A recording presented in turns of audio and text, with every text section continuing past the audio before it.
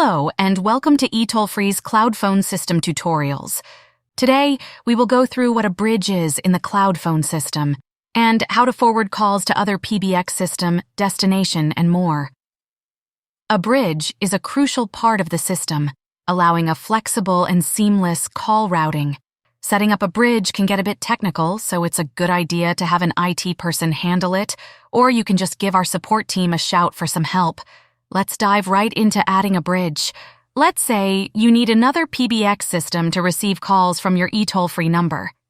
Go to Applications, then Bridges. Click the Add Plus button. Fill out the following fields. First is the name. Add a name on how you want to call your bridge. Select a bridge action from the drop-down.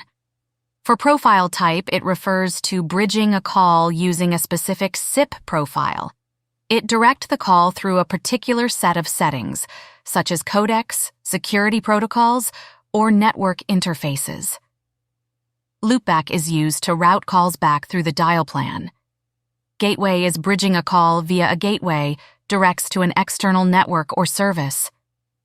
User is used to bridge a call to a specific user or extension within the cloud phone system. If you are setting up to forward calls to a PBX system, choose Gateway. The destination number must be set to the PBX system intended to receive the calls.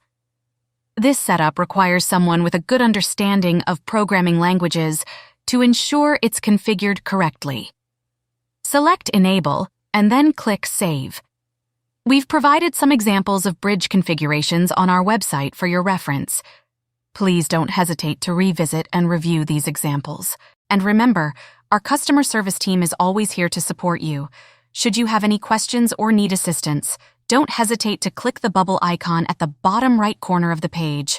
We're here for you whenever you need us. Thank you for tuning in, and we look forward to enhancing your experience with our services.